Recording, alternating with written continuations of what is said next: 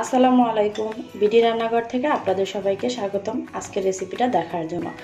আজ আমি আপনাদেরকে একটা স্পেশাল ডাবলির চাট তৈরি করে দেখাবো, যেটা আপনারা এই সময় বৃষ্টির দিনে খেতে বেশি পছন্দ করবেন।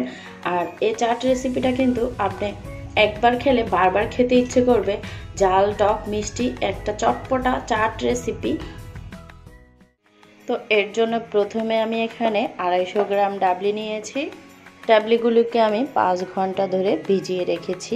দেখুন এগুলো কিন্তু ভিজানোর পরে এক একটা ফুলে ডবল হয়ে গেছে। ডাবলিগুলিকে কিন্তু অবশ্যই আপনারা ভিজিয়ে রাখবেন, এতে করে ডাবলিগুলো খুব দ্রুত সিদ্ধ হয়ে যাবে।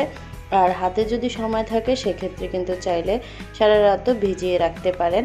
এখন আমি এই ডাবলিগুলোকে হাত দিয়ে একটু জাস্ট কষলিয়ে ধুয়ে নেব। ধুয়ে নেওয়া হয়ে গেছে। এখন আমি ডাবলিগুলোকে একটা হাঁড়িতে নিয়ে নিচ্ছি। আপনারা চাইলে ডাবলিগুলোর পরিমাণ আর একটু বাড়িয়ে কমিয়েও নিতে পারেন। এরপরে আমি এই ডাবলিগুলোর মধ্যে দিয়ে দিচ্ছি পানি। এখানে আমি 250 গ্রাম ডাবলির মধ্যে 2 কাপ পরিমাণ পানি দিচ্ছি। ডাবলিগুলো সিদ্ধ হবে কিন্তু গলবে না, একটু আস্ত আস্ত থাকবে, এরকম করে সিদ্ধ করে নিতে হবে। এখন আমি এই ডাবলিগুলিকে ঢাকনা দিয়ে ঢেকে অথবা ঢাকনা ছাড়াও সিদ্ধ করে নিতে পারবেন।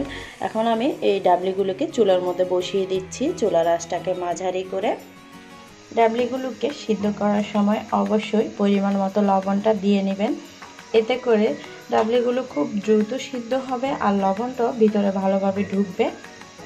এখন আমি অপেক্ষা করতেছি ডাবলিগুলো ভালোভাবে সিদ্ধ হওয়া পর্যন্ত। সিদ্ধ করে নেওয়া হয়ে গেছে, দেখুন পানিটা একদম শুকিয়ে গেছে আর ডাবলিগুলো কিন্তু একদম সিদ্ধ হয়ে গেছে। আর দেখে নিশ্চয়ই বুঝতেছেন যে এগুলো কিন্তু একদম গলে যায় নাই, জাস্ট সিদ্ধ হয়েছে। আমি একটা আপনাদেরকে দেখাচ্ছি, দেখুন এই যে দেখুন ঠিক এরকম হবে, সিদ্ধ হবে বাট গলবে না।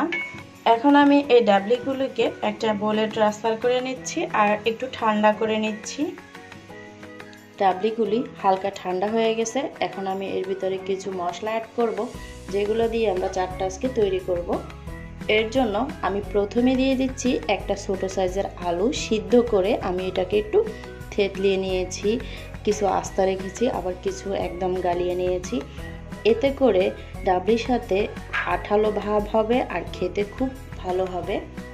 এবার দিয়ে দিচ্ছি 1/2 কাপ পরিমাণ পেঁয়াজ কুচি। এই চাটের মধ্যে পেঁয়াজটা একটু বেশি করে দিলে বেশি ভালো লাগে, তবে আপনারা চাইলে কমিয়ে বাড়িয়ে সব কিছুই দিতে পারবেন। আমি এখানে যত কিছু ব্যবহার করতেছি। এরপরে দিয়ে দিচ্ছি শসা আর টমেটো কুচি 1 কাপ পরিমাণে। এরপরে দিয়ে দিচ্ছি ঝাল খাওয়ার প্রিপারেশন অনুযায়ী কাঁচামরিচ, আপনারা কিন্তু কমিয়ে বাড়িয়ে দিতে পারবেন।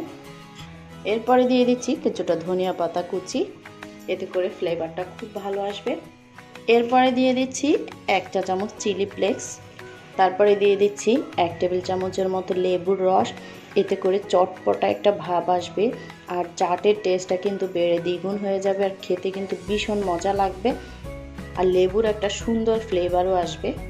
এরপরে দিয়ে দিচ্ছি স্পেশাল একটা মশলা, এটা হচ্ছে চটপটির মশলা। এটা আমরা বাজার থেকে প্যাকেটের কেনা সেই চটপটির মশলাটা ব্যবহার করতেছি।